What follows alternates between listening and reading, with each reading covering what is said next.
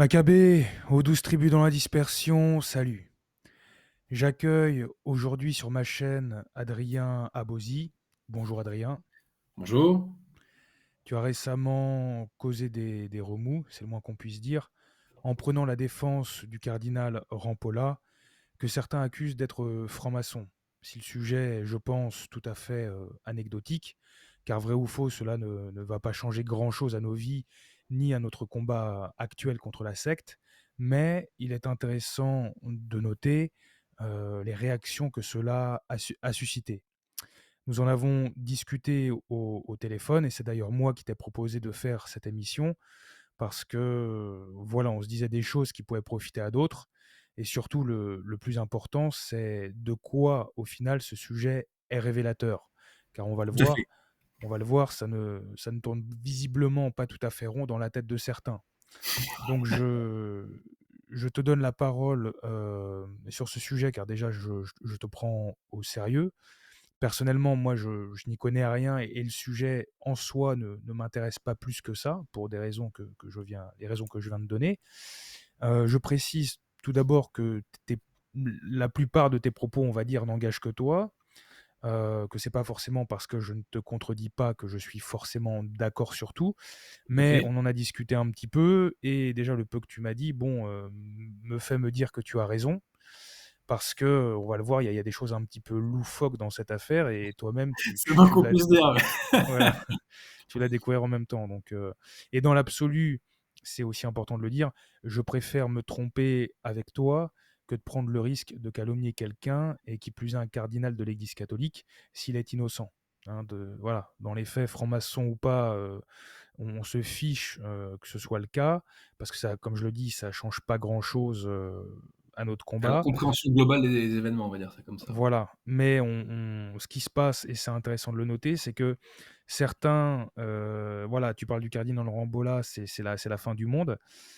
Par contre, quand il y a des choses beaucoup plus importantes, là, les mêmes, on les entend pas. Ouais, je fais notamment référence à l'article de Maxence Écart où, en gros, il tient des propos quand même scandaleux contre le clergé sédévacantiste, en plus de pousser les fidèles à aller dans des messes Unacum, l'imposteur actuel du Saint-Siège.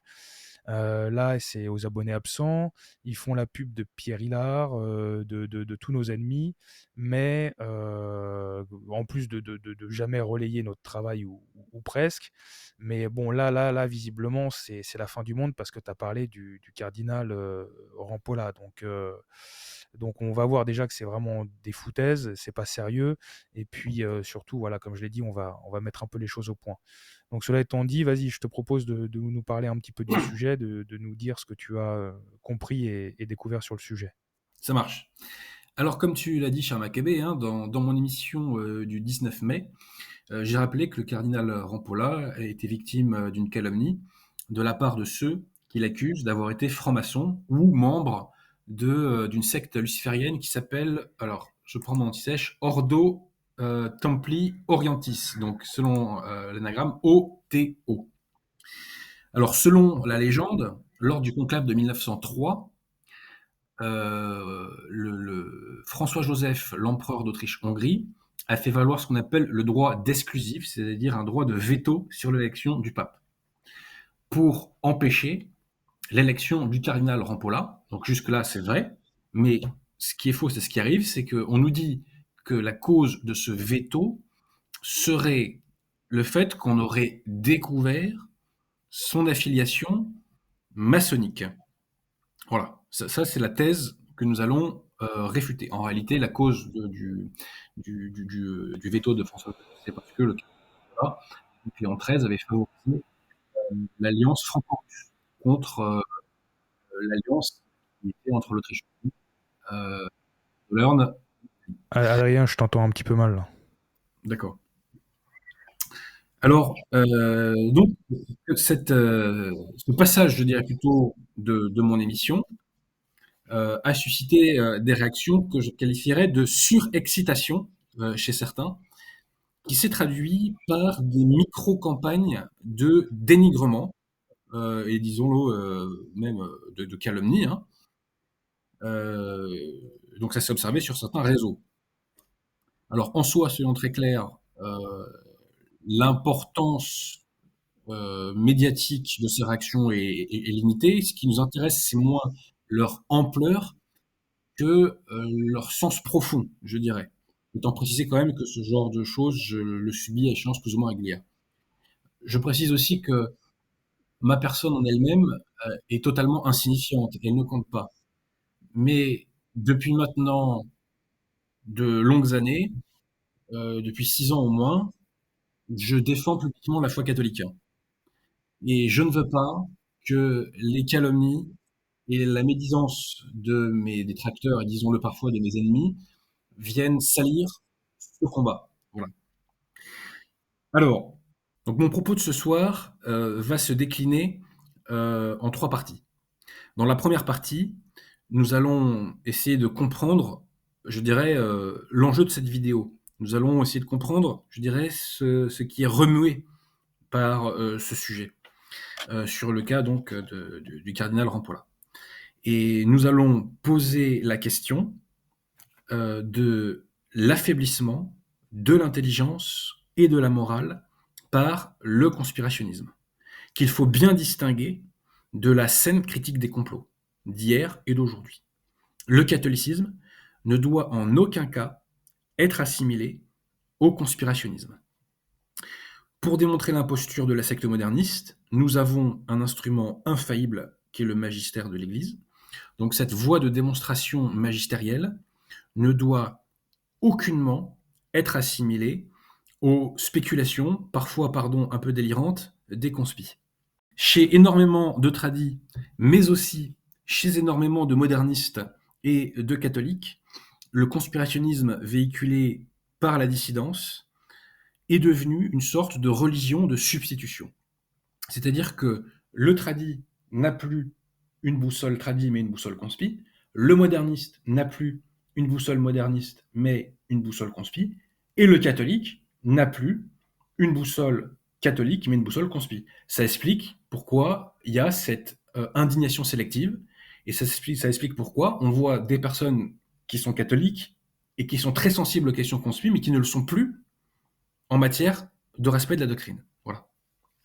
Donc ça, ce sera pour la première partie. Dans la deuxième partie, je réfuterai les accusations contre le cardinal Rampolla, et nous verrons que cela ne repose sur rien de sérieux, et je dirais même que cela repose parfois sur des choses totalement absurdes. Je divulgage, comme on dit au Québec, au Canada français, dédicace d'ores et déjà à Merlin l'Enchanteur, vous allez comprendre. Et dans une troisième partie, eh bien, nous montrerons des petits exemples de péchés de langage auxquels peuvent mener auquel peut mener pardon, le conspirationnisme, puisque j'évoquais, rappelez-vous, l'affaiblissement de l'intelligence et de la morale. Alors, je précise que j'ai demandé à l'un de mes détracteurs publics de se confronter à moi, précisément la personne qui gère le canal Telegram qui s'appelle, je crois, Gesta de Hyperfrancos et qui s'est attaqué à moi. On verra en quels termes plus tard. Je lui ai proposé de venir exposer sa position dans mon émission. Il a refusé. C'est étonnant. Quand on prétend avoir la vérité, par définition, on n'a pas peur de la lumière. Pourquoi ces gens-là ont-ils peur d'exposer leur position? Vous comprendrez, chers amis, pourquoi, dans quelques minutes. Je sais que d'aucuns me reprochent de trop demander des débats. Et cette critique, pour moi, n'est pas très sérieuse. Pourquoi? D'abord, premièrement, parce que la quasi-totalité de mes émissions ne sont pas des débats. Donc je ne fais pas de fixation là-dessus. Ensuite, il y a un principe de base que les personnes planquées sous pseudo et qui ne montrent jamais leur tête ont un peu oublié. Ce principe de base, c'est que dans la vie, quand on parle publiquement, il faut assumer derrière. Voilà. Et ça, comme je l'ai dit, nombre de mes détracteurs, planqués derrière ce qu'on appelle le pseudonymat, et qui ne montrent jamais leur tête, eh bien, l'ont un peu oublié. Et quand on leur propose la confrontation, eh bien, ils se défilent. Lorsque pour ma part, je fais des réfutations de clercs modernistes ou lefévristes, je tends toujours la main pour une confrontation, parce que je n'ai pas peur de la lumière, précisément. Et parce que je sais que si je suis fidèle à l'enseignement de l'Église et à la vérité, je détruirai leur hérésie, tout simplement, et leur sophisme. J'entends tout à fait que le débat n'est pas du tout la méthode idéale pour exposer la vérité. Je l'entends tout à fait. Mais le débat peut avoir des vertus très positives. D'abord, premièrement, il peut renforcer la position de la vérité, puisqu'il peut permettre d'exposer, je dirais, à quel point l'erreur a été réfutée. Deuxièmement, le débat nous fait gagner en visibilité. Arnaud Dumouche, Mathieu Lavagna, Sébastien Trégeot, qui se fait appeler Monsieur K, ont fait gagner de la visibilité au cédévacantisme en acceptant de débattre avec moi. Merci, messieurs. Voilà. D'ailleurs, c'est pourquoi j'ai toujours insisté auprès d'eux pour faire les débats sur leur chaîne, parce que je voulais m'adresser à leur public, tout en sachant très bien que derrière, dans les commentaires, je me ferais exploser par leur communauté. Mais peu importe, je veux m'adresser à leur public, à des gens qui, a priori, ne partagent pas notre position. Voilà. Donc je cherche à donner une plus grande visibilité à la vérité, et je dirais une plus grande influence à la vérité. Je n'ai pas à m'en excuser, et j'aurais pu vous citer Monseigneur de Ségur, qui nous explique justement que le rôle du catholique, c'est de donner la plus grande influence sociale possible à la vérité. Voilà. Alors j'en arrive à la première partie de mon propos. Pourquoi les conspis s'emballent-ils autant sur la question Rampolla? Je précise que je ne considère pas que toutes les personnes qui pensent que Rampolla est franc-maçon sont conspis. Je le pense d'autant moins que j'ai moi-même cru à cette légende calomnieuse et je l'ai moi-même véhiculée. À l'époque, je n'étais pas conspi, mais simplement, eh bien, je faisais confiance aux gens qui faisaient autorité à mes yeux et qui le disaient. Voilà. Je tenais à faire cette mise au point, donc que toutes les personnes qui pensent que Rampolla est franc-maçon ne se sont pas visées quand je parle des conspis. Alors, il faut distinguer la scène critique des complots, comme l'Église l'a toujours fait à travers les siècles, dans son histoire, donc templiers, francs-maçons, modernistes. Donc distinguons cette critique saine des complots du conspirationnisme. Qu'est-ce que c'est le conspirationnisme? C'est une idéologie qui propose comme unique grille explicative de la marche du monde l'existence d'un grand complot qui précisément contrôle le monde. Et le complot est censé expliquer tous les grands événements. Comme si les individus étaient tous sous contrôle et privés de leur libre arbitre. Comme si la société n'avait pas un développement qui lui était propre. Voilà.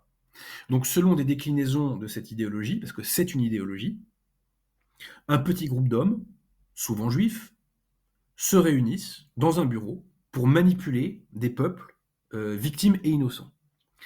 Cette idéologie est une perte de pied avec le réel. Pourquoi? Parce que bien sûr qu'il y a des élites corrompues qui travaillent à la destruction de l'Église. Ces élites, nous les combattons. Et je le dis, je n'ai pas de leçon de courage à recevoir de personnes qui ne sortent pas de la tranchée. Moi, je combats à visage découvert. Voilà. Imparfaitement, sans doute. Il y a sans doute beaucoup de choses à améliorer. Là-dessus, aucun problème. Par contre, je ne reçois pas de leçons de courage de personnes planquées sous pseudo. Ça, je n'accepte pas. Bref, il y a des élites corrompues, mais leur œuvre n'existe et ne perdure que parce que le peuple adhère à cette œuvre malfaisante et parfois même précède cette œuvre malfaisante. On l'a vu avec le Covid. Si les gens n'avaient pas validé, on n'aurait jamais connu les extrémités que nous avons connues. Voilà. Donc non, tout n'est pas sous le contrôle des élites. Elles ont leur influence, mais tout n'est pas sous leur contrôle, tout simplement parce que la société a son propre développement dans les milliards d'interactions du quotidien qui font la vie des gens. Je donne un exemple qui va vous faire sourire. Il y a quelque temps de ça, il y a eu un concert de Jul au stade Vélodrome qui a donné lieu à des pillages et des émeutes. Tous ces événements n'ont pas eu lieu parce que des gens se sont réunis dans un bureau pour se dire il faut que tel événement ait lieu. Non, ça s'est produit parce que c'est le développement actuel de la société, tout simplement. Voilà. Si tu me permets, Adrien, je voudrais ajouter quelque chose. Il faut bien comprendre que tout n'est pas noir, tout n'est pas blanc, Évidemment qu'il y a des groupes d'influence, on est au courant qu'il y a un truc qui s'appelle la franc-maçonnerie, on sait très bien qu'au Parlement, il y a une loge qui s'appelle, la Et moi, fraternité, je t'arrête Maccabée parce que moi, la franc-maçonnerie, je fais pas que en parler dans mes livres, dans mes vidéos. Moi, j'ai été confronté à elle dans la vraie vie et elle m'a fait perdre beaucoup d'argent, tu vois. Donc, oui, je suis voilà. mieux placé pour en parler que beaucoup de conspis qui trollent sur les réseaux sociaux, hein. Voilà, et c'est en fait là où c'est difficile pour certains, c'est de comprendre les subtilités. Je vais vous donner un exemple très simple. J'avais vu une fois sur un canal, enfin une chaîne, pareil, hein, conspi, quelqu'un qui mettait en cause Grégoire XVI, qui est quand même un saint pape, Tout à fait. et parce qu'en fait il avait contracté pour le Vatican, je crois, un prêt auprès d'un banquier qui était justement un Rothschild. Tout Bon, à fait. à l'époque, cette famille-là, elle était loin d'être aussi connue qu'aujourd'hui. C'était la famille Rothschild parce qu'ils étaient déjà en place, mais du coup, il y en a qui commencent à relier les points. Et comme je le disais dans mon émission précédente avec Pierre Joly, il y en a certains qui font comme les, tu sais, les coloriages avec des points et des numéros où on relie Mmh. les, et voilà, et ça fait des dessins. Et en fait, il y a toujours cette volonté de tout relier ensemble, alors qu'en réalité, oui, il y a une marge des événements, il y a des groupes qui s'arrangent pour que ça aille dans un certain sens, mais non, ils ne contrôlent pas absolument tout comme Voilà. on voudrait le croire. Et Et il y a tu as pourtant des choses pris. horribles, hein, parce que, excuse-moi, j'ai découvert il y a quelques années l'existence de réseaux pédosatanistes, des choses absolument abominables que je ne pensais même pas possibles. Donc ça a vraiment changé ma vision du réel, mais c'est pas pour autant qu'on est obligé d'aller dans les trucs conspi en permanence où tout est sous contrôle d'une élite, etc. Voilà. Et d'ailleurs, ce n'est pas parce que le Vatican et Grégoire XVI, et d'ailleurs le Pie IX peut-être aussi d'ailleurs, ont fait des prêts aux Rothschild, que le Vatican était sous le contrôle des Rothschild. C'est absurde. Voilà. Mira Rivos n'a pas été dictée par les Rothschild. C'est ridicule. Voilà, c'est tout. Donc il faut garder le sens de la mesure et il ne faut pas donner aux faits une portée qu'ils n'ont pas. Et il ne faut pas dire aux faits ce qu'ils ne disent pas. J'ajoute une chose. Pour faire le travail de l'ennemi avec un grand E, il n'y a pas besoin d'être affilié à la franc-maçonnerie ou à la religion talmudique. Il n'y a pas besoin d'être affilié à ce que certains appellent par l'étiquette de la judéo-maçonnerie. Étiquette d'ailleurs qu'à ma connaissance l'Église n'a jamais utilisée, hein. Il n'y a pas besoin de ça. Je vais vous donner deux exemples. Premier exemple, la fraternité Saint-Pédis. La fraternité Saint-Pédis est une machine de guerre contre l'infaillibilité pontificale, donc elle nie un dogme, enfin elle en nie d'ailleurs plusieurs, elle est une machine de guerre contre la foi et donc contre l'Église.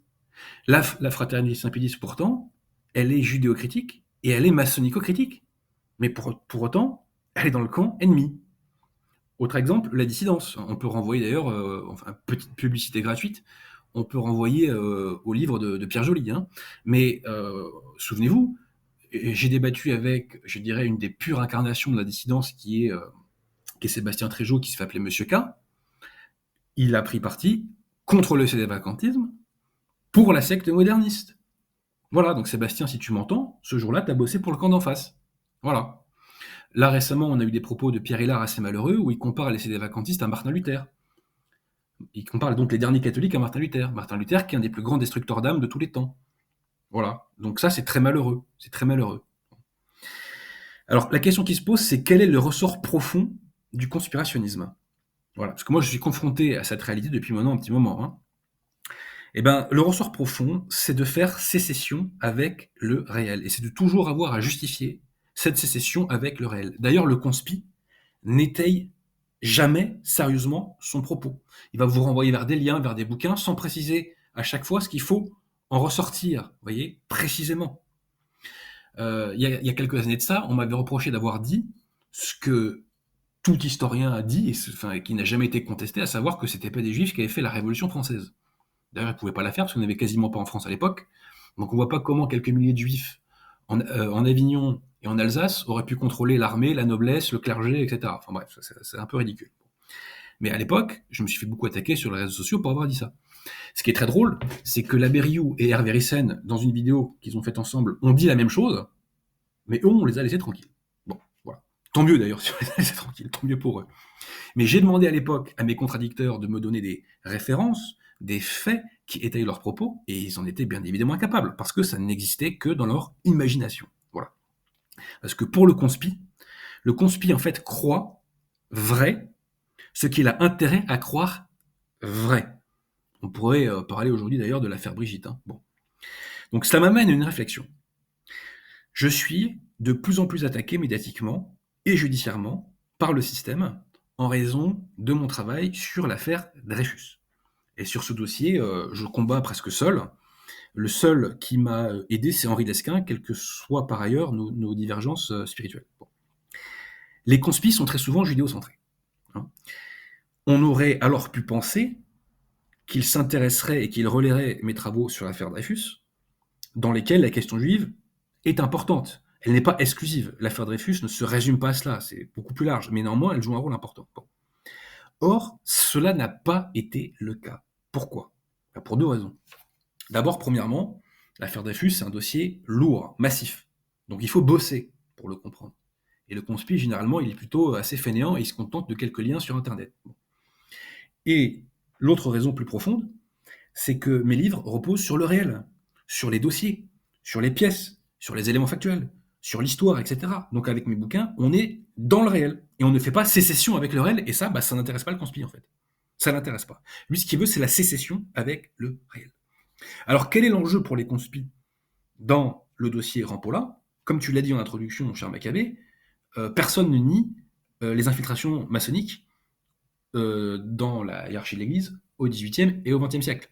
Je le nie d'autant moins que j'ai écrit un livre là-dessus pour les expliquer et pour les comprendre, si vous voulez. Bon. Oui, L'enjeu, permets-moi juste de dire, qui est j'ai eu Nubius, l'occasion de lire, voilà, qui est Nubius, ouais. ou tout du moins une partie, et tu parles justement de la haute vente, des choses comme ça. Donc là, c'est vrai que, je veux dire, si par rapport on va dire, aux gens un peu lobotomisés par BFM, c'est du conspirationnisme le plus total. Mais c'est justement là, quand je parlais de subtilité, c'est que là, on est dans le réel avec des choses sourcées et fiables. Exactement. Donc ça n'a On rien à est dans voir la... avec les délires de Exactement. Rampolla, visiblement, quoi. On est dans la critique saine, ce que j'appelle la critique saine du complot, c'est-à-dire qui se fonde sur le réel, qui se fonde sur la vérité. Qu'est-ce que c'est la vérité? C'est ce qui est conforme au réel. Là, on a des éléments, on a des munitions, c'est étayé, c'est circonstancié, donc on peut y aller, quoi. Voilà, si je puis dire. Bon. Donc voilà, donc l'enjeu pour nos contradicteurs sur cette affaire Rampolla, c'est de rester en dehors du réel. Voilà. Je crois que cette mise au point doit être faite, et il faut dénoncer le conspirationnisme, non pas dénoncer, comme le font les médias, le complotisme pour dénoncer tous ceux qui, en réalité, divergent de l'idéologie du pouvoir. Non, mais il faut distinguer le vrai conspirationnisme, qui est une vision du monde, celle que j'ai évoquée, qui repose sur quelque chose de faux, que l'Église n'a jamais dénoncé. L'Église n'a jamais véhiculé cette vision du monde, jamais. Alors que l'Église a dénoncé les complots maçonniques, alors que l'Église s'oppose à l'influence sociale de toutes les fausses religions, islamiques, talmudiques, bouddhistes, hindous, etc. Mais jamais l'Église n'est tombée dans le conspirationnisme. Jamais, jamais, jamais, jamais. Et c'est pour ça donc que je dis, distinguons la saine critique du complot du conspirationnisme, qui est cette vision du monde totalement folle et qui, je le répète, a des impacts sur les intelligences et sur la morale des gens. Voilà. Alors maintenant, on va arriver au fond du dossier. Je vais réfuter les calomnies contre le cardinal Rampolla. Et je l'ai dit, je le répète, la vérité, c'est ce qui est conforme au réel. Ce qui n'est pas conforme au réel est faux. Et j'affirme que ma position est conforme au réel. J'ajoute que la position de mes contradicteurs repose parfois sur, on va voir, des choses totalement délirantes, dédicace à Merlin l'Enchanteur, vous allez comprendre. Et j'ajoute en plus, ce que j'ai découvert là récemment en relisant des textes dont on va parler, c'est que la position de nos contradicteurs, conspi, repose sur des choses très insultantes pour au moins 3 papes, Léon XIII, Saint Pie X et Pie XII. Et je vais étayer tout ça, parce que c'est comme dans mon boulot. Dans mon boulot, si je n'étaye pas ce que j'affirme, je perds. Voilà. Donc j'étaye pour dire la vérité et je ne fais pas des affirmations péremptoires. Donc pour réfuter les accusations contre le cardinal Rampolla, j'analyserai 2 textes accusatoires qui ont été diffusés justement sur le canal Telegram qui m'a attaqué, qui s'appelle Gesta Dei per Francos. Donc il y a un texte de 2006 qui est tiré du site Virgo Maria, et il y a un texte de 2009 qui est tiré de la revue Sous la bannière. Donc précisément, c'est juillet-août 2009. Et ce texte de Sous la bannière était censé réfuter un article de la Berricosa dans lequel celui-ci, justement, prenait la défense du cardinal Rampolla. Alors, chers amis, on attaque, et croyez-moi, vous n'allez pas regretter le voyage. Alors, on commence par la page 4 du texte de Virgo Maria. Et là, première soi-disant preuve contre le cardinal Rampolla, on nous évoque une citation du marquis de la Franquerie. Voilà. Tirée de son ouvrage L'infaillibilité pontificale. Que nous dit le marquis de la Franquerie? Il nous dit que le cardinal Rampolla passait ses vacances en Suisse, à l'abbaye de Einzigdeln, et que là-bas, dans une arrière-loge, enfin en tout cas près de cette abbaye, dans une arrière-loge, il recevait des directives du pouvoir occulte. Question. Quelle est la source du marquis de la Franquerie? Nous le verrons plus loin. Cette source, en réalité, c'est un témoignage anonyme qui a été publié dans un article de 1929. Un témoignage anonyme, par définition, n'a aucune valeur probante. Donc cette pseudo-preuve ne vaut strictement rien. Rien du tout. Ensuite, dans le fond du propos du marquis de la Franquerie, il y a un petit problème. C'est que celui-ci soutient que le ralliement de Léon XIII était une directive du pouvoir occulte. C'est une insulte contre Léon XIII, qui est un très grand pape. La politique du ralliement consistait à dire « arrêtez de vous chamailler pour des questions de forme de gouvernement et combattez sur les sujets de fond, combattez pour les vrais principes ». Et Léon XIII avait raison. Le camp national en France perd depuis 200 ans parce qu'il n'a jamais eu, je dirais, un combat global pour les vrais principes. Et c'est à cause de ça que le camp national échoue depuis si longtemps. Voilà. Il n'y a pas de raison que la Providence donne la victoire au camp national s'il ne défend pas les vrais principes et s'il ne défend pas l'Église prioritairement, je dirais. Voilà. Alors ensuite, deuxième argument qui est posé dans cet article, c'est une autre citation du marquis de la Franquerie, qui nous dit que Monseigneur Jouin, alors précisons qui est Monseigneur Jouin, c'est un prélat qui, au début du XXe siècle, s'est spécialisé dans la lutte contre la franc-maçonnerie et qui avait créé une revue qui s'appelle la RIS, R-I-2-S. Alors de mémoire, c'est Revue internationale des sociétés secrètes ou contre les sociétés secrètes. Une revue très connue, vous pouvez trouver ça très facilement à quelques clics sur Internet. Bon. Donc là, on nous dit que Monseigneur Jouin avait eu entre les mains l'affiliation du cardinal Rampolla et tout un dossier le concernant. Voilà. Alors ça, chers amis, c'est totalement faux d'un point de vue factuel. Ce dossier n'a jamais existé et ce dossier, personne ne l'a jamais vu. Et il y a encore plus fort, et à ce moment-là, mon cher Maccabée, nous allons mettre en post-production ma pièce numéro 1, qui est un extrait qui a été trouvé par l'abbé Ricossa, dans justement la fameuse RIS, R-I-2-S, du 1er mai 1929, page 139, note 5. Il y a un article d'un contributeur de cette revue qui s'appelle A. Taran, et celui-ci publie un document de l'OTO, auquel ses détracteurs donc rattachent le cardinal Rampolla. Et sur ce document dont on reparlera tout à l'heure, on trouve justement le nom du cardinal Rampolla. Et selon nos détracteurs, nous verrons que c'est une preuve de son affiliation à l'OTO. Eh bien, que fait la RIS de Monseigneur Jouin? La revue va-t-elle aller dans ce sens-là pour enfoncer Rampolla ou va-t-elle prendre sa défense? Réponse, la revue de Monseigneur Jouin prend la défense du cardinal Rampolla. Citation de ce monsieur, donc A. Taran. Nous supprimons ici le nom d'un haut personnage ecclésiastique, et ce qu'il dit est très intéressant et devrait faire réfléchir les conspis. L'allégation toute gratuite des sectaires sans scrupules, ne pouvant constituer aucune charge contre personne au monde. Voilà. Il est quand même étonnant que nos contradicteurs sautent sur un document qui semble venir de l'ennemi. Voilà.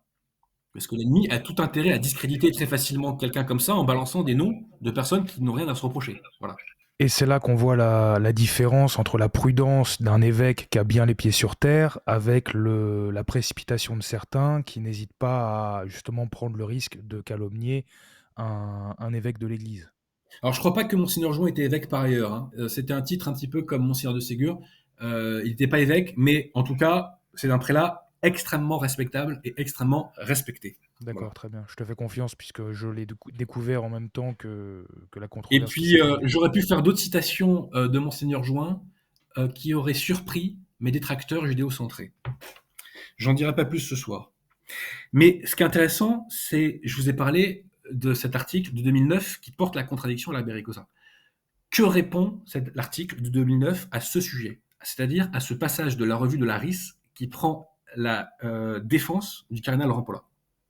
Précision, hein, l'ossature de l'argumentation adverse, c'est de dire que Monseigneur Join a validé les attaques contre le cardinal Rampolla. Et là, on s'aperçoit qu'en fait, la revue dit le contraire. Donc, ils sont obligés de répondre en face. Que répondent-ils? Ils ne répondent pas. Ils ne répondent pas. Donc, ils sont échecs et mat. Voilà. Parce que contrairement à ce qu'ils nous assènent, la RIS a pris la défense de Rampolla. Et d'ailleurs, même Henri Coston était très réservé sur ses attaques contre le cardinal Rampolla. Je renvoie d'ailleurs à l'article de la Bellicosa où vous trouverez tout ça en détail. Voilà.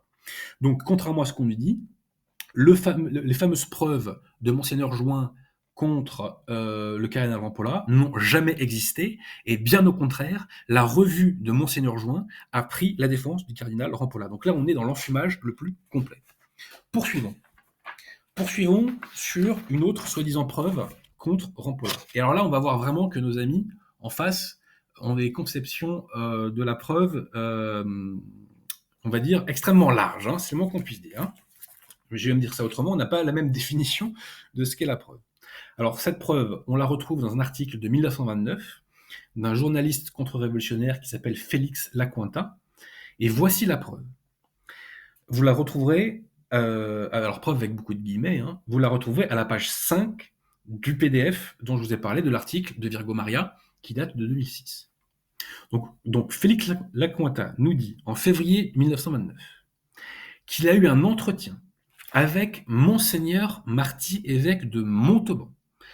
Celui-ci lui aurait dit que le cardinal Méry Delval, donc secrétaire d'État sous Saint-Pédis, aurait raconté que à la mort du cardinal Rampolla, on aurait trouvé des documents qui démontrent son affiliation à la franc-maçonnerie.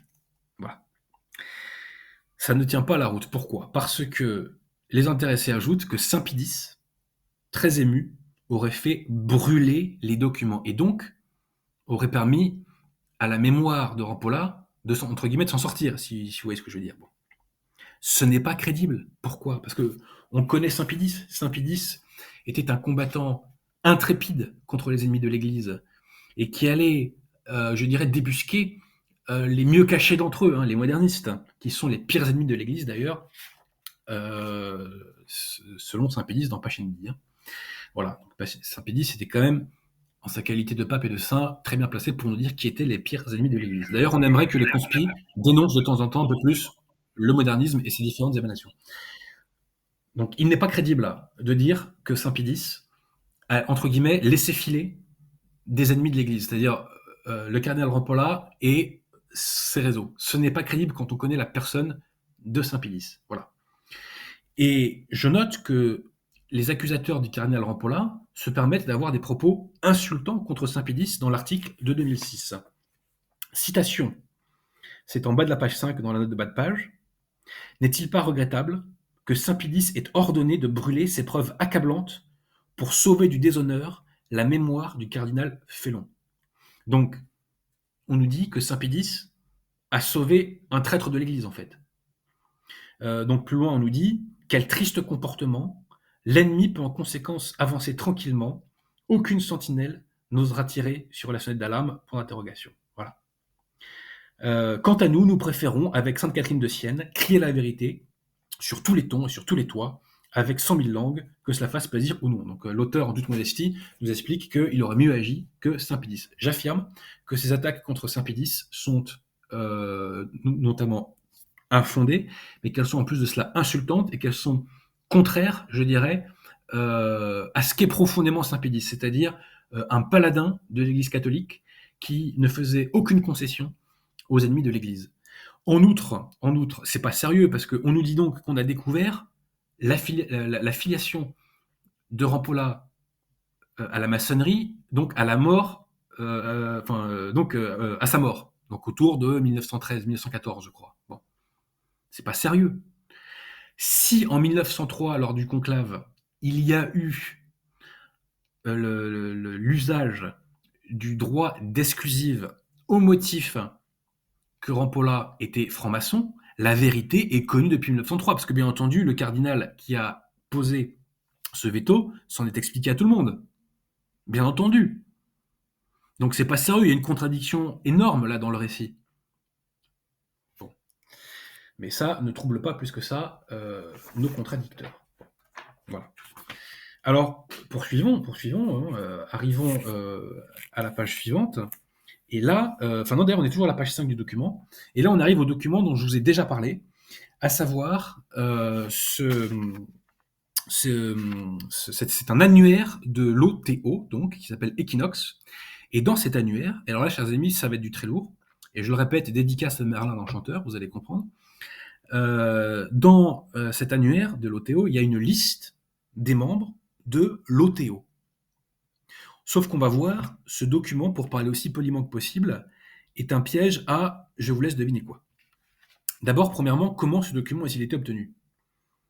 On n'a pas de réponse, et ça, je trouve déjà que c'est une lacune qui n'est pas normale. Bon. Mais poursuivons. Pourquoi peut-on affirmer avec certitude que cette liste des membres de l'OTO est bidon? Pourquoi peut-on dire que c'est une mauvaise blague? Parce que la plupart des membres de l'OTO qu'ils ont cités sont morts avant la création de l'OTO qui date de 1904. C'est-à-dire qu'on nous met Goethe dans cette liste. Goethe est mort vers 1820-1830. On nous met Louis II de Bavière dans cette liste. Il est mort en 1886. Donc c'est pas sérieux de dire qu'ils ont été membres de l'OTO. C'est pas sérieux. Bon. Et que répond à ça Qu'est-il répondu à cela dans l'article de Sous la bannière? Eh bien, l'auteur de l'article ne se rend pas compte qu'il donne raison à l'abbé Ricossa qui avait fait cette objection. Il nous dit ceci, donc c'est à la page 4 du document. Il, en parlant de l'abbé Ricossa, aurait alors compris que les personnages cités par l'OTO, s'ils ont certes vécu avant la fondation de l'OTO, faisaient tous partie de la lignée de Caïn en tant que luciférien. Admettons que ce soit exact. Lignée de Caïn en tant que luciférien, ça ne veut pas dire preuve de l'affiliation, de l'appartenance à la franc-maçonnerie, ça ne veut pas dire preuve de l'appartenance à l'OTO. Ce sont deux choses différentes. Là, l'auteur se risque un sophisme par association et il reconnaît que les personnes membres de l'OTO, soi-disant, eh bien, ne pouvaient pas en réalité l'être, puisqu'ils sont morts avant même la création de cette secte démoniaque. Voilà. Mes chers amis, concernant ce document, il y a encore beaucoup plus fort. Et là, accrochez-vous et allez lire l'article de l'abbé Ricossa à ce sujet. Dans ce document, il n'y avait pas une seule liste, il y en avait deux. Qu'est-ce que c'était cette deuxième liste? C'est une liste qui est donc soi-disant faite, ou peut-être véritablement d'ailleurs, par Aleister Crowley, qui est le fondateur de l'OTO. D'accord? Et Crowley nous dit que l'OTO est né en quelque sorte de 18 sociétés initiatiques qui l'ont précédé. Et Crowley donne dans ce document des noms de membres de ces différentes sociétés initiatiques. Qui cite-t-il? Alors d'abord, il cite Krishna, prière de ne pas rire, donc le pseudo-démon, enfin le démon là, le démon hindou Krishna. Il cite Merlin l'Enchanteur. Merlin l'Enchanteur était membre d'une société ésotérique, semble-t-il. Le roi Arthur. C'est exceptionnel quand même, hein, il faut le souligner. Ah oui, voilà, c'est donc, exceptionnel. Merlin, si tu nous entends, bisous Désolé, déjà. Merlin. Ouais. Et puis voilà, si tu veux venir sur l'émission, tu m'envoies un mail, on arrange ça, quoi. Et c'est pas fini, hein. Dans cette liste, il met aussi Moïse et Charlemagne. Donc là, on est vraiment dans le gloubi-boulga, on est dans le grand n'importe quoi. Cette liste n'a pas une once de crédibilité. Voilà. Pas une once de crédibilité. Quand on me dit que Krishna a appartenu à une société ésotérique, que Merlin l'Enchanteur, qui n'a pas existé, a appartenu à une société ésotérique. Quand on nous dit que Moïse et Charlemagne, Moïse qui est un saint de l'Église a appartenu à une société ésotérique, que Charlemagne qui est un très grand monarque chrétien a appartenu à une société ésotérique, et ben permettez-moi, moi je me tape sur la cuisse. Voilà. Hein. C'est du grand n'importe quoi. Mais alors, qu'oppose à cela le contradicteur de l'abbé Ricossa à la page 5 du document de Sous la bannière de 2009. On s'accroche, chers amis. La liste des 54 noms donnés par l'OTO n'est pas aussi risible et ridicule que voudrait le faire croire l'abbé Ricossa. Je réponds si, cette liste est risible et ridicule. L'auteur poursuit que l'OTO ait mentionné Moïse, Charlemagne, Saint Hippolyte, Alexandre VI, le pape Alexandre VI, n'est pas surprenant. La contre-église apprécie ceux qui ont cheminé un temps avec elle. Alors là, on tombe des nues. Je serais curieux de savoir comment l'auteur justifie du fait que Moïse a cheminé avec la contre-église. Je serais curieux de savoir comment il justifie que Charlemagne a cheminé avec la contre-église. Et même, je le dis, le pape Alexandre VI. Je serais très curieux de le savoir. Non, c'est du grand n'importe quoi. Voilà. Et le fait que nos contradicteurs accordent du crédit à cette liste, pour moi, fait que précisément ce sont à ces auteurs que je retire tout crédit. Parce que ce document n'est pas sérieux. Voilà. Ce n'est pas sérieux. Crowley, si c'est bien Crowley qui a écrit ça, il a raconté n'importe quoi. Voilà. Et il dit pas un mot sur Merlin l'Enchanteur, donc déjà, il passe quand même ça sous silence. Je trouve ça suspect. Oui, voilà, c'est-à-dire que ce qu'il y a de plus accablant, il se garde de bien le rapporter, je dirais, à ses lecteurs, sachant que le texte de l'abbé Ricossa est très long et tout le monde n'a pas fait l'effort d'aller le lire. Mais vous qui m'écoutez, je vous invite de faire l'effort d'aller le lire. Voilà. Et d'ailleurs, cet argument-là sur la liste Merlin l'Enchanteur, il la développe davantage encore et on voit que c'est vraiment, mais c'est stupide. Il cite même des dieux égyptiens, entre guillemets, des démons égyptiens. Vous voyez, ça n'a aucun sens. On pourrait faire aussi par ailleurs une réflexion de bon sens, c'est-à-dire que s'il y a des documents maçonniques avec des noms de personnages très importants, on sait que ces gens-là utilisent très souvent des pseudonymes pour se cacher. Ils ne laissent pas leur carte de visite après leurs méfaits. Vous voyez ce que je veux dire? Si vous prenez ce qu'on appelait autrefois les Illuminés de Bavière, ils avaient tous des pseudonymes. Je crois que Weishaupt se faisait appeler Spartacus de mémoire. Enfin voilà, donc ça n'a aucun sens. Voilà. Ce document, de toute évidence, n'a aucune valeur probante. Et si c'est bien Crowley qui a rédigé ce document, il a écrit n'importe quoi. Mais il ne faut pas exclure l'hypothèse que c'est tout simplement un faux grossier de A à Z. Hein. Alors poursuivons l'article de 2006. Quelle autre preuve y a-t-il soi-disant? On continue de nous citer cet article de la Quinta de 1929, donc article dans lequel déjà il citait ce document bidon. Hein. Et là, la Quinta nous dit, c'est là où il nous dit qu'en 1907, on trouve ça à la page 7 du document de l'article de 2007, et je répète que ces documents, ce sont ceux que mes détracteurs publics m'ont opposés. Hein. C'est eux qui m'ont opposé ça comme réfutation définitive de ma position. Hein. Donc, la Quinta nous dit qu'en 1907, en Suisse, alors excusez-moi mon accent, mais à Einsiedeln, le cardinal Rampolla a fait un séjour de plusieurs mois, et durant ce séjour, il s'est rendu tous les 15 jours à la loge de Zurich. Alors, d'où vient cette affirmation? Enfin, sur quoi se fonde-t-on pour écrire ça? L'auteur prétend qu'il tient l'information d'un prêtre. Pourquoi pas? Qui est ce prêtre? Ça conditionne le crédit que nous devons apporter à cette affirmation. Eh bien, on ne sait pas qui est ce prêtre, puisque l'auteur ne nous donne pas son nom. Il nous dit c'est un prêtre français dont je suis obligé jusqu'à nouvel ordre de respecter l'anonymat.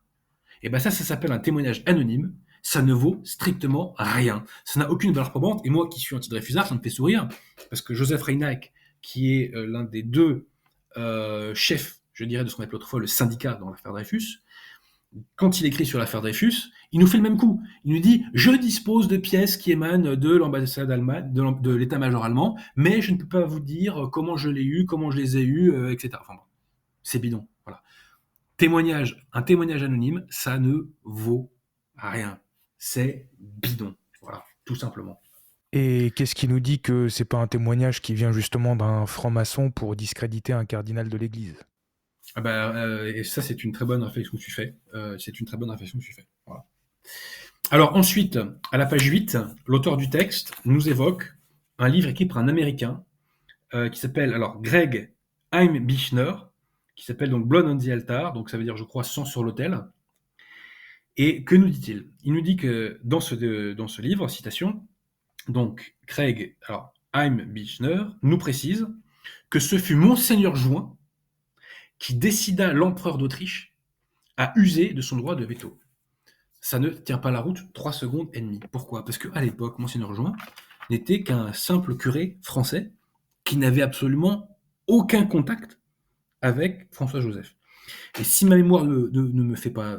alors, François-Joseph, empereur d'Autriche. Et si ma mémoire ne me fait pas défaut, dans son article, l'abbé Ricossa nous explique que le François-Joseph avait quelques incointances maçonniques. Donc, c'était pas tout à fait son souci forcément principal d'écouter Monseigneur Juin sur toutes ces questions. Mais bref, je répète, il n'y a aucune source qui nous prouve que Monseigneur Juin a bel et bien fait cela, et ça paraît totalement impossible d'un point de vue matériel, parce que Monseigneur Juin n'avait aucun contact avec François-Joseph, tout simplement. C'est comme si moi je vous disais que j'avais un contact avec Elon Musk. Bah non, j'ai pas de contact avec Elon Musk, et pourtant on est à l'ère d'Internet. Hein. Bon. Voilà, donc ça ne tient pas la route. Mais admettons que ce soit vrai. Bah, si c'est vrai, bah, ça nous confirme, contrairement à ce que nos contradicteurs nous disent, que dès 1903, on savait qu'il y avait une appartenance maçonnique du cardinal Rampolla. Et donc ça contredit leur argument précédent selon lequel on ne l'aurait découvert qu'en 1913 ou 14. Donc vous voyez, il n'y a que des incohérences dans ce qu'on nous dit en face. J'ajoute, j'ai relevé des propos insultants contre Léon XIII, j'ai relevé des propos insultants contre Saint Pie X, j'en relève maintenant contre Pie XII, puisque l'auteur nous dit ceci à la page 9 du document de 2006. Avec Greg Heimbichner, examinons un point bien triste. Le très estimé Eugenio Pacelli, Pie XII, ne subit-il pas aussi l'influence de l'Othéo? Il accepta par exemple de réduire au silence le très populaire prêtre de la radio, le père Charles Kosling, ami du révérend père Denis Fay, qui recommandait la paix avec l'Allemagne, dévoilait les intentions guerrières de Roosevelt. Mais comment on peut écrire une bêtise pareille? Comment on peut dire que Pie XII était sous l'influence de l'Othéo? C'est insultant contre Pie XII. Voilà. C'est insultant contre Pie XII. Donc je vous ai dit que l'argumentation adverse repose parfois sur des arguments délirants, elle repose sur des témoignages anonymes qui ne valent rien, elle repose sur des documents totalement bidons, et ça repose aussi sur des attaques extrêmement basses contre des papes qui ont été des grands papes. Voilà, qui ont été des grands papes. Alors, il y a d'autres arguments qui nous sont opposés. On m'a opposé un passage de Pierre Hillard dans lequel celui-ci nous dit que le cardinal Rampolla a recommandé un personnage qui s'appelle Joseph Ratzinger. Joseph Ratzinger est un Polonais qui jouera, après la Seconde Guerre mondiale, un rôle très important pour la construction européenne. Je réponds que cette recommandation ou nomination de Ratzinger, je ne sais plus exactement ce qu'il en est, ne prouve qu'une chose. Ça ne prouve que le cardinal Rampolla l'a recommandé. Pour qui? Pourquoi? Pour faire quoi? Là, nos contradicteurs conspi projettent des choses que Rampolla ne pouvait pas savoir à l'époque. C'est un peu absurde, si vous voulez. C'est-à-dire qu'on ne peut pas faire grief au cardinal Rampolla de ne pas savoir lire dans l'avenir. On ne peut pas lui faire grief de ne pas avoir deviné ce que serait l'action de Ratzinger les décennies qui suivent. Voilà. Donc ceci n'est pas la preuve déjà en soi d'une appartenance à la maçonnerie, et ça ne prouve qu'il a simplement donné un petit coup de pouce à un moment donné à Ratzinger. Voilà. Mais si vous voulez accabler le cardinal Rampolla pour cela, accablez aussi Saint Pie X, puisque c'est Saint Pie X qui a mis le cardinal Rampolla à la tête du Saint-Office. Et d'ailleurs, en passant, il y a un texte du Saint-Office de cette époque qui nous dit que la très sainte Vierge Marie est co-rédemptrice, et c'est signé cardinal Rampolla. Voilà. On peut aussi accuser Pie XII. Pie XII a nommé Bounini dans une commission assez importante sur la liturgie, mais ça ne veut pas pour autant dire que Pie XII, alors Bounini, qui est, je précise, le père de la fausse messe Paul VI, de la pseudo-messe Paul VI, invalide, je le répète, ça ne veut pas dire que Pie XII faisait partie du complot. Pie XII était victime du complot, il a été trompé. Vous voyez? Donc, on prend un fait, nos amis conspi prennent un fait, et ils le tordent dans tous les sens pour leur faire dire ce que eux ont... ils ont une méthode téléologique, c'est-à-dire qu'ils prennent un fait, et ils le tordent pour lui faire dire ce qui va dans la finalité de leur propos. Voilà. Donc, pour résumer, chers amis, on voit que Tout est bidon dans cette histoire. Voilà. Pour accuser le cardinal Rampolla d'appartenir à la maçonnerie, je le répète, on se fonde sur des témoignages anonymes, on se fonde sur des documents ridicules, on se fonde sur un livre écrit par un Américain dont on ne sait même pas d'ailleurs s'il est catholique, qui n'est pas sourcé.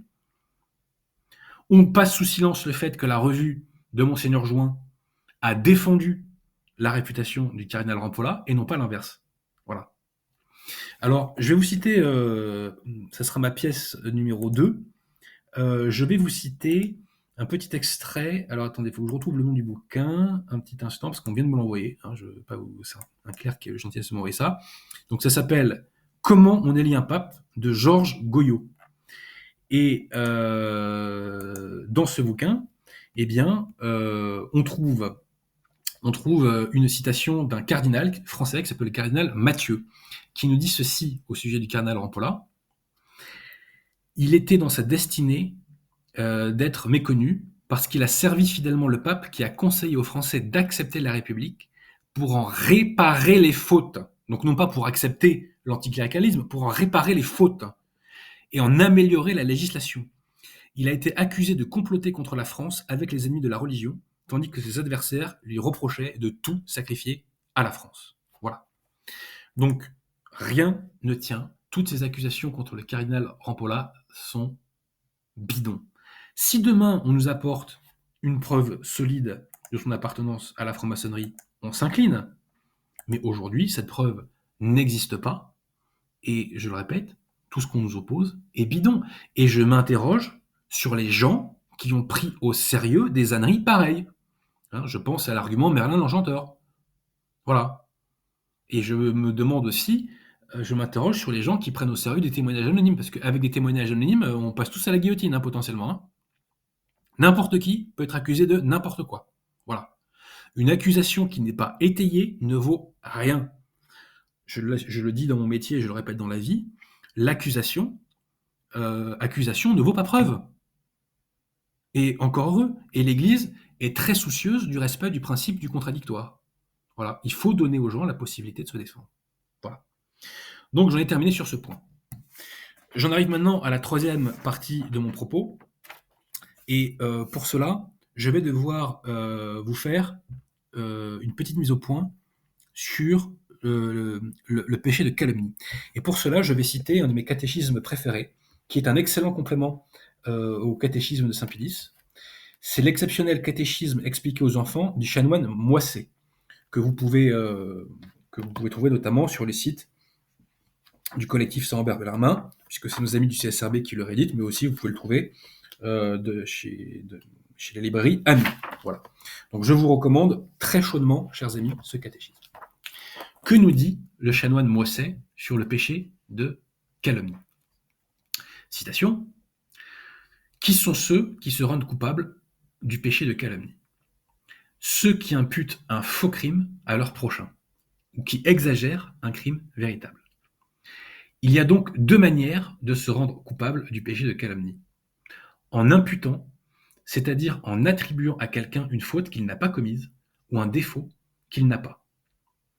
Deuxièmement, c'est en exagérant une faute ou un défaut véritable.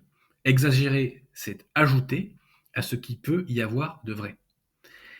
Il y a un peu de vrai, vous y ajoutez du faux, voilà un mélange de vrai et de faux contre le prochain, seconde manière de calomnier. Loin. La calomnie est un grand péché. Il blesse à la fois trois vertus. La vérité, puisqu'on ment, la charité et la justice, puisqu'on cherche à ravir au prochain sa réputation, c'est-à-dire un bien qui l'emporte sur toutes les richesses. Si c'est un péché de voler, à plus forte raison, l'est-il d'enlever à quelqu'un sa réputation, qui est le plus précieux de tous les biens.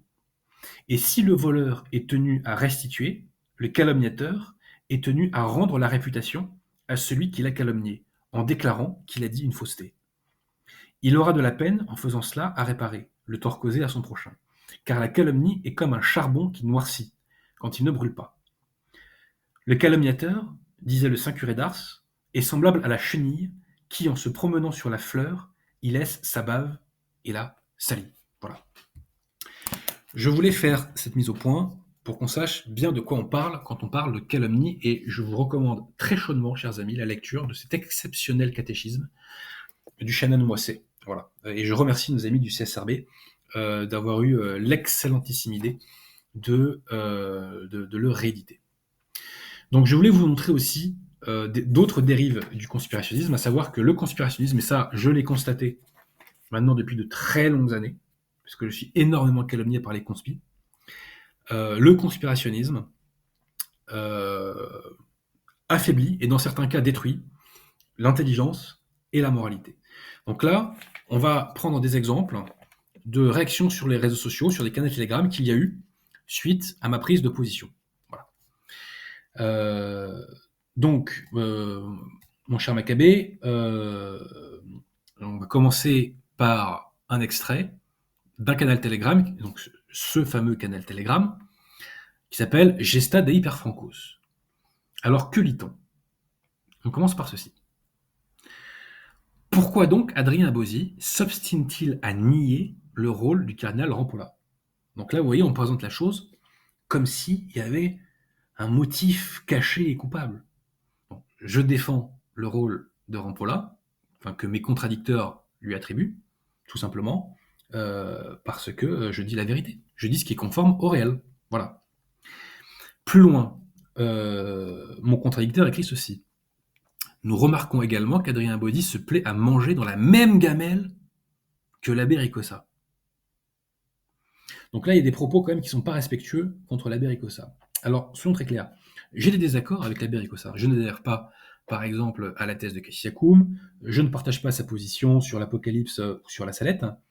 Mais l'abbé Ricossa combat le modernisme depuis plus de 50 ans quand même.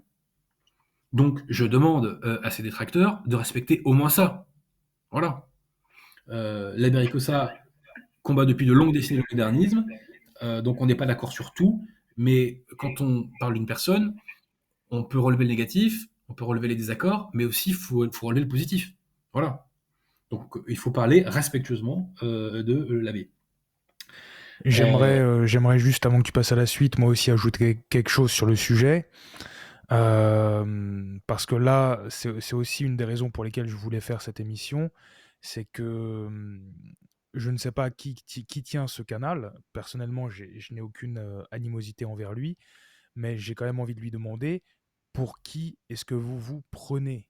On ne se permet pas comme ça d'attaquer un clerc, on parle d'un vrai prêtre. Alors oui, avec la crise moderniste, on en vient à attaquer frontalement des types comme Monsieur Raffray qui porte la soutane, etc. Mais ce ne sont pas de vrais clercs. Là, on parle d'un clerc qui est catholique. C'est pas parce qu'on n'est pas d'accord avec lui qu'on peut se permettre de l'insulter pareil. Il y a le respect du sacerdoce. Moi aussi, il y a des choses que dit l'abbé Ricossa qui ne me plaisent pas, parfois même qui me dérangent, mais jamais j'aurais l'idée de lui manquer de respect de la sorte. Il faut savoir rester à sa place et témoigner un certain respect envers le sacerdoce. Parce que sinon, c'est une façon aussi d'inciter son prochain à ne pas respecter le sacerdoce catholique. Et là, on s'attaque directement à l'Église, et c'est grave. Je rappelle qu'un prêtre, c'est un autre Christ.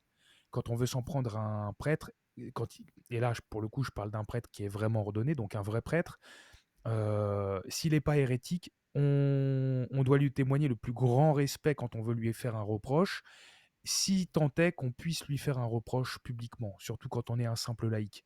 Donc voilà, il faut savoir rester à sa place encore une fois, on doit respecter la Bericosa, et ça vaut pour tous ceux qui nous écoutent, parce qu'il y en a beaucoup qui se donnent aussi des, comment dire, certains passe-droits, et là, tu l'as mentionné Adrien, là, en parlant de la thèse de Cassissiacoum, la thèse de Cassissiacoum, moi non plus, je ne l'aime pas particulièrement.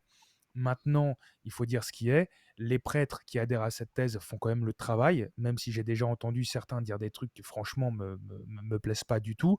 Mais c'est pas, on peut pas se permettre comme ça de se dire bon bah celui-là c'est un hérétique, je vais mal lui parler. Il y en a qui prennent vraiment trop la confiance, surtout qu'en vrai ils se permettraient pas de parler comme ça. Donc si vous n'avez pas le courage de parler comme ça en vrai, taisez-vous. Moi, de la manière dont vous m'entendez parler ou Adrien, dans le monde réel, on se comporte exactement de la même manière. Donc, faut pas mettre votre petite étoile de shérif sur les réseaux sociaux et ensuite, dans la vraie vie, baisser la tête. Donc voilà, Adrien, tu peux continuer. Voilà, et je répète, hein, l'Abéricossa combat le modernisme qui est le pire ennemi de l'Église depuis des décennies. Donc je demande quand même aux gens, voilà, de ne pas perdre ça de vue. Voilà. Et sachant que à l'époque, ils n'étaient pas forcément très nombreux à le faire. Hein. Bon, voilà. Alors ensuite, dernier point que je voulais relever, on nous dit ceci: Adrien Abozy renie et salit lamentablement les travaux et l'action considérable de Monseigneur Ernest Join dans ce combat. Et alors là, on est vraiment dans dans une tartufferie absolument monumentale. Pourquoi? Parce que c'est pas moi qui salis le travail de Monseigneur Join. C'est la personne qui m'attaque. C'est mon détracteur qui salit Monseigneur Join en lui imputant une accusation calomnieuse contre le cardinal Rampolla qu'en réalité il n'a jamais portée. Voilà. Donc la personne qui gère ce canal Telegram, je l'invite à revoir ses classiques et je l'invite aussi à faire un mea culpa. Voilà. Et je l'invite, si le cas, enfin, si vraiment cette personne a des pièces contre de Monseigneur Join sur le sujet qui vont dans son sens, je l'invite, même si cet individu ne veut pas s'exprimer directement, à me les envoyer. Je m'engage solennellement à faire une vidéo pour les montrer. Donc, si cette personne ne peut pas m'envoyer ça, je considère que ces pièces n'existent pas, tout simplement.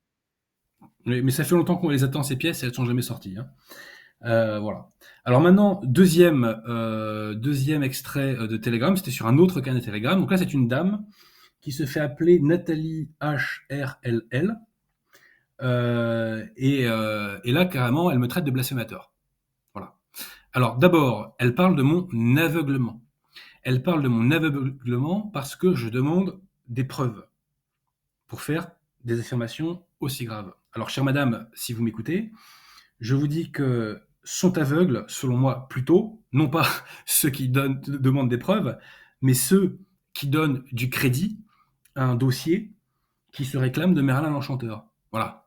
Je pense que ce sont plutôt ces gens-là qui sont aveugles. Et ce sont plutôt ces gens-là qui sont dans la virtualité, puisque vous prétendez que je suis davantage dans la virtualité que dans le réel. Donc là, je pense que c'est une inversion accusatoire. Ensuite, cette dame se permet de dire que si je devais défendre notre Seigneur Jésus-Christ, je le ferais simplement au nom du manque de preuves sans dire tout simplement qu'il était innocent. Bon. Alors, chère madame, permettez-moi de vous dire que notre Seigneur Jésus-Christ, je le défends publiquement en défendant la doctrine qu'il a enseignée à son Église. Et je défends cette doctrine en disant la vérité, c'est-à-dire en répétant l'enseignement de l'Église catholique, et notamment contre les sophismes que m'opposent les modernistes et les gallicans. Donc revoyez vos fiches, chère madame. Je suis heureux et fier de mener ce combat public pour la défense de la foi, et je précise sous mon véritable nom, sous ma véritable identité. C'est pourquoi je ne laisse pas les détracteurs et les calomniateurs salir ce combat. Voilà. Si vous cherchez à être radical, cher ami, ne tombez pas dans la fausse radicalité conspi, ayez la véritable radicalité qui est le combat pour les véritables principes. Pas besoin de spéculation conspi, combattons pour les véritables principes et c'est comme ça que on triomphera de nos ennemis. Voilà. Et pour conclure, je dirais simplement ceci, dédicace à Merlin l'Enchanteur. Voilà. Eh bien, écoute, merci beaucoup, Adrien. Au début de l'émission, j'étais, on va dire, un peu plus, comment dire, précautionneux dans le sens où, comme je te l'ai dit, je ne connaissais pas le dossier. Maintenant, parce que du coup, en même temps que ceux qui nous écoutent, bah, je découvre aussi un peu le sujet. Pour moi, tout est clair. Dans l'absolu, alors il faut le dire, nous n'avons pas prouvé que le cardinal Rampolla n'était pas franc-maçon, nous avons juste prouvé que rien ne permet de l'affirmer. Il n'y a vraisemblablement rien de sérieux sur le sujet, rien qui tienne la route.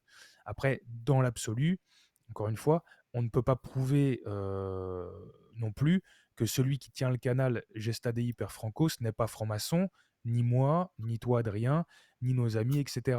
Prouver une telle chose est pratiquement impossible, voilà, sinon impossible tout court, parce que soit on prouve qu'une personne est franc-maçon, soit on ne le prouve pas. Mais sinon, il faudrait la filmer 24 heures sur 24 pour être certaine qu'elle ne se rend pas la nuit dans une loge. Voilà. Donc là, pour le coup, en l'occurrence, le monseigneur, enfin le cardinal Rampolla, voilà, il y a rien. Je résume rapidement. Euh, L'argument principal, visiblement, ou en tout cas l'un des plus importants, c'est que les membres, il y avait deux listes de l'OTO.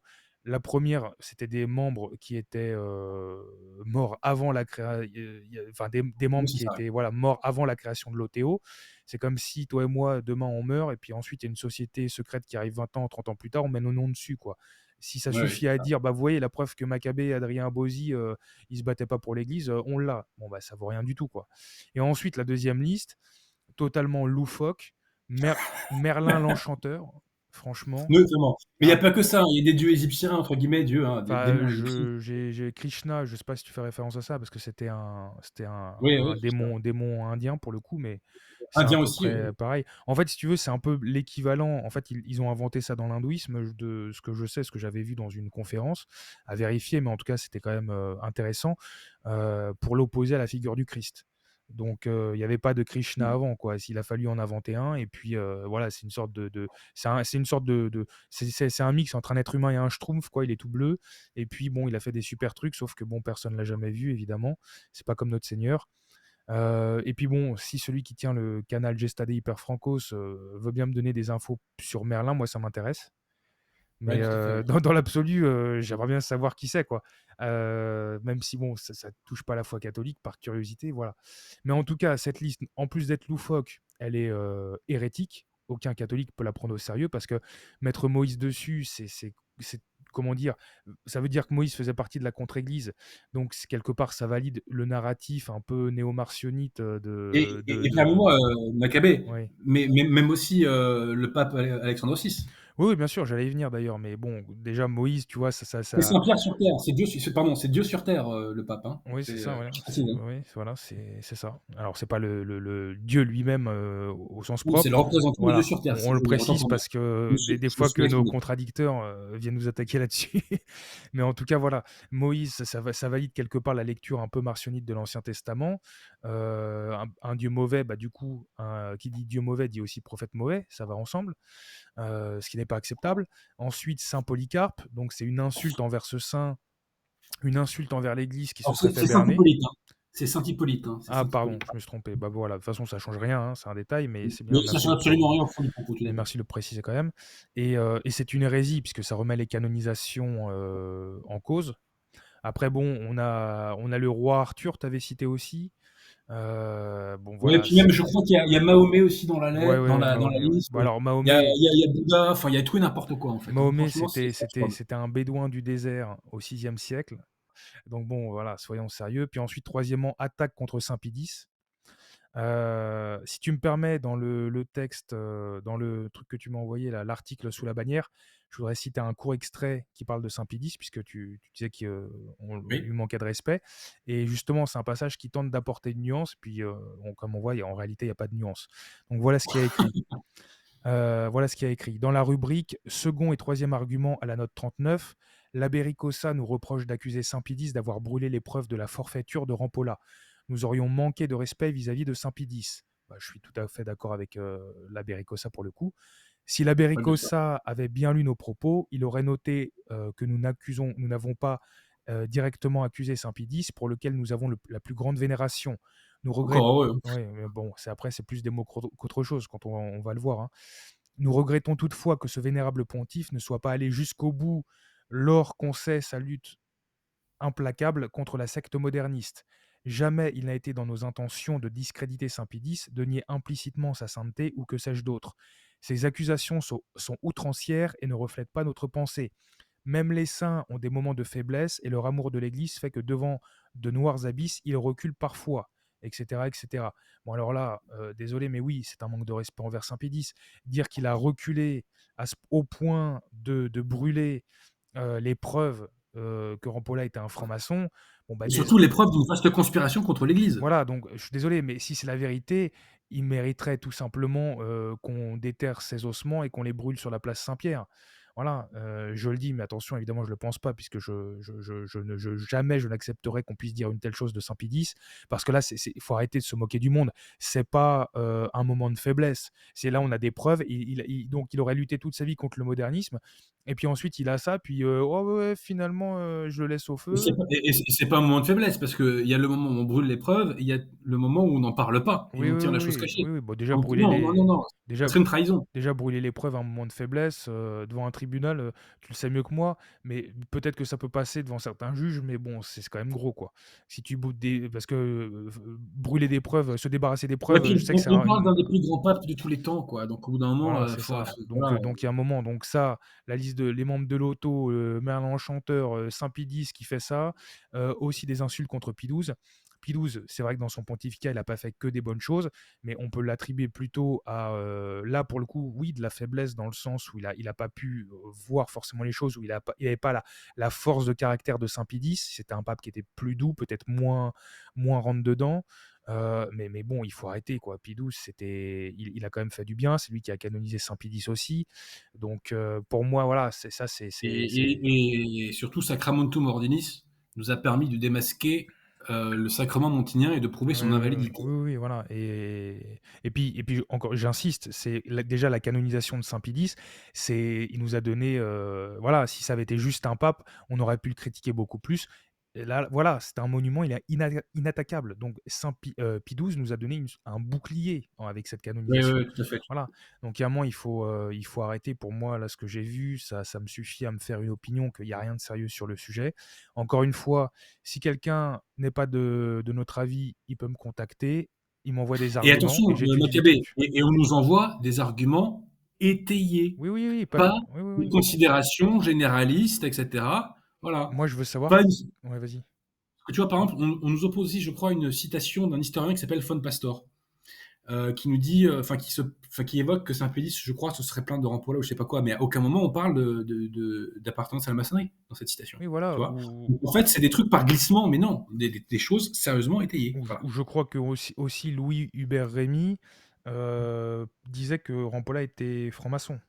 Oui, tout à fait, oui. Voilà, moi, alors, certains, ils le croient. S'ils le croient de bonne foi, pourquoi pas? Encore une fois, tout le monde ne. Enfin, là, pour le coup, je pense qu'il devait quand même savoir quelques trucs. Donc, là, la liste de l'OTO, je pense qu'il la connaissait. Donc, je trouve ça bizarre. Mais, admettons.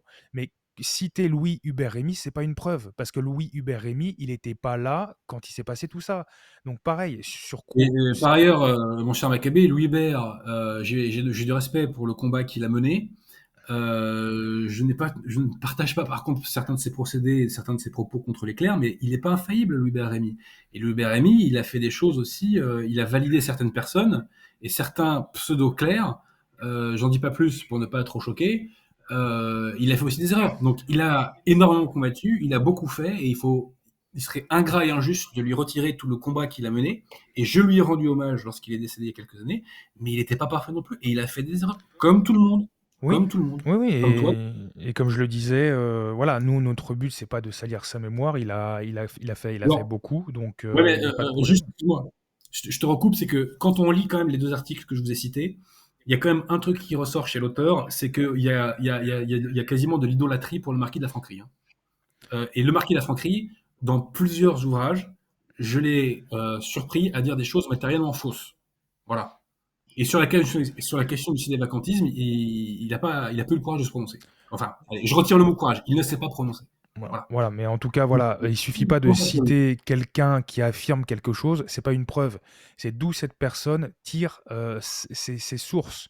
Voilà, voilà. si Et est-ce que c'est conforme au réel? Est-ce que c'est conforme au réel? Tout simplement. moi, Voilà. il m'aurait juste fallu, que Saint-Pédis, le dise, ou il est franc-maçon, et ça m'aurait suffi.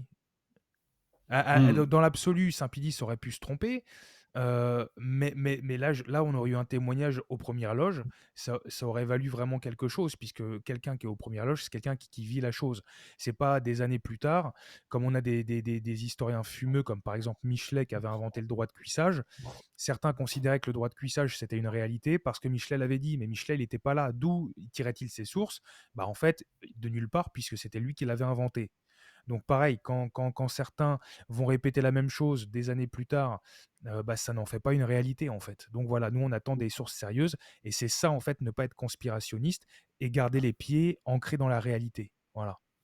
Tout à fait. Et alors aussi, beaucoup de gens, disons-le, se moquent de moi quand je rappelle le respect des droits de la défense, le respect du principe du contradictoire, le respect de la présomption d'innocence, etc. Mais je vous oppose, à vous mes détracteurs, le jour où ça sera vous qui serez accusé de quelque chose de très grave, vous serez bien content qu'on respecte votre présomption d'innocence, vous serez bien content que l'on démontre que tant que ce n'est pas prouvé, ce n'est pas vrai, etc., etc., etc. Pensez-y. Oui, parce qu'au final, si on leur applique le même procédé avec des preuves aussi peu solides, témoignages anonymes, liste loufoque et compagnie, bon bah voilà, ils doivent accepter que ce sont des preuves irréfutables contre eux. Et ça, ils sont pas prêts à l'accepter. Et la morale de tout ça, c'est quoi? C'est que ce conspirationnisme nuit à notre combat. Il ne faut pas qu'on soit assimilé à ça, parce que tout simplement, ça fait tomber les gens dans le faux. Voilà, tout simplement. Et Euh, on se décrédibilise, quoi. Des gars qui viennent citer Évidemment. des Merlin l'Enchanteur et compagnie. Enfin, je veux dire, non, mais en fait, si tu veux, c'était aussi pour ça que je voulais faire cette émission. C'est parce qu'il y a un moment, il faut s'interroger comment certains peuvent prendre de tels arguments au sérieux. Parce que, en fait, ça en devient presque une religion. Parce que, et là, du coup, C'est une religion. oui, oui, mais C'est une altère religion non, qui supplante le catholicisme dans l'esprit des conspires. c'est ça, voilà, ça vient valider le catholicisme quelque part. Donc ils ont une autre allégeance. Et d'où notamment le fait qu'ils se permettent de manquer de respect à la Bericosa, c'est que du coup, bah, comme ça, la Bericosa n'adhère pas à leur religion personnelle, ça en fait un hérétique. Sauf que c'est pas le cas. Et moi-même, je suis attaqué par les conspires pour ça. Donc je connais très très bien la question. Et je suis, c'est un truc qu'on a évoqué déjà en début d'émission, mais ça explique pourquoi les conspis laissent passer depuis des années des attaques contre la doctrine, mais en revanche, ils ne laissent pas passer des attaques contre leur dogme à eux. Ils ont un Leur dogme. logiciel dans la tête et voilà. Et que ceux qui nous écoutent, s'il y en a qui se sentent peut-être concernés aussi, plutôt que de nous haïr, voyez ça comme une critique constructive et essayez de vous remettre en question. Sinon, ce que vous faites, c'est que vous allez devant votre miroir dans la salle de bain, vous vous regardez en face et vous vous dites, oui, je trouve parfaitement crédible que Merlin l'Enchanteur fasse partie de l'OTO avec le cardinal Rampolla. Alors c'était pas l'OTO, mais c'est une autre société ésotérique. Mais bon, bref, on se comprend Ouais, quoi. voilà, bon, en tout cas, qui était un peu dans le même délire, parce que c'était Ouais, c'est ça l'idée. Ouais. l'anti-église, comme il disait dans l'article. Enfin, la Exactement, c'est ça. contre-église, quoi. Donc voilà, si vous n'êtes pas capable de faire ça, n'en voulez pas aux autres de ne pas vouloir faire la même chose. Exactement. Et nous, catholiques, nous avons les pieds ancrés dans le réel. On essaie toujours d'être en conformité avec le réel. Et s'il faut s'opposer au conformisme du système, on s'oppose au conformisme du système. S'il faut s'opposer au conformisme qu'il y a sur les médias alternatifs, et notamment chez les conspis, on le fait aussi, parce que quand on est catholique, on veut être en adéquation avec la vérité, tout simplement. Voilà. Et juste je voudrais ajouter une petite chose. C'est OK d'avoir parfois des points de désaccord. Moi et Adrien, il y a des choses franchement tout à fait accessoires sur lesquelles on n'est pas toujours d'accord. C'est pas grave. C'est pas parce qu'on partage pas un même avis sur des choses qui sont pas très importantes qu'on doit se détester ou quoi que ce soit. Vous voyez? Et ça qui est incroyable, c'est que Adrien, le cardinal Rampolla le croit innocent, ça devient l'ennemi juré de certains. Par contre, des Pierre Hillard et compagnie qui vont dans des messes Unacoum, qui nous traitent de Martin Luther, là, c'est pas grave, ils restent fréquentables. On peut quand même faire circuler leurs vidéos et compagnie. Il y a un moment, il faut redevenir sérieux. Le combat, il est pour l'Église, Les gens qui raisonnent comme ça n'ont pas une boussole qui fait primer la foi. mais il est peut-être temps qu'ils mûrissent aussi, quoi, et qu'ils comprennent sur quoi se base la foi. Parce que si vous n'êtes pas solide sur vos appuis, vous n'allez pas dans la bonne direction. Voilà. Ouais. Bah, écoute, je pense qu'on a fait le tour. Tout à fait, tout à fait. Je te remercie de m'avoir donné la parole et d'avoir permis cette mise au point. Moi, je suis très content. Je pense que c'est une émission qui est vraiment d'utilité publique pour le coup, puisque Oui, tout à comme fait. encore une fois, hein, c'est outre le cas du cardinal Rampolla, même si personnellement, pour moi, c'est un honneur de défendre son honneur en tant qu'évêque de l'Église catholique, c'est aussi de montrer finalement tout ce qu'il y a derrière et que le vrai problème de fond, il est plus idéologique. Le cardinal Rampolla, c'est plus un prétexte qu'autre chose finalement. D'ailleurs, juste pour terminer aussi, tu vois, on nous a opposé que, pardon, hein, excusez-moi, je reprends les termes de mes contradicteurs, mais en substance, qu'il avait une sale tronche. Ouais, bah écoutez, déjà, premièrement, vous n'êtes pas tous des Brad Pitt en face, hein. C'est pas un argument, ça, hein. On ne décrète pas qu'une personne est franc-maçonne en fonction de son faciès. Voilà. Oui, puis ça, c'est vraiment subjectif. Et puis, quand on le voit sur la Exactement. photo, il a quand même un air voilà, et c'est pas il a pas l'air d'une baltringue qui roulait en C'est trottinette lui de électrique, quoi. l'employé. Tu vois, voilà, il a pas l'air d'une baltringue qui roulait en trottinette électrique. Il y a un moment, si on Exactement. veut mener un combat, il faut, euh, il faut des hommes solides et virils. Ah oui, si vous Et il roulez faut en des nerfs d'acier. trottinette électrique, il n'y a pas de souci. Je pensais plus au bobo écolo, un peu caricatural, hein, mais il n'y a pas de Ouais, souci, hein. ouais. Voilà, je voudrais pas me mettre plus de gens à dos pour rien, parce qu'aujourd'hui, il faut vraiment pas C'est pas ton grand-chose genre, pour c'est pas être, ton genre. faut pas grand-chose pour être détesté, quoi. Donc voilà, écoute. Bon, bah écoute, Adrien, merci beaucoup. C'est moi qui te Je remercie. te dis à Charles bientôt. Maccabée. Puis j'espère qu'on remettra ça bientôt parce que c'est des bonnes discussions qu'on a. Je suis bien d'accord. À bientôt en union de prière. Ciao, ciao.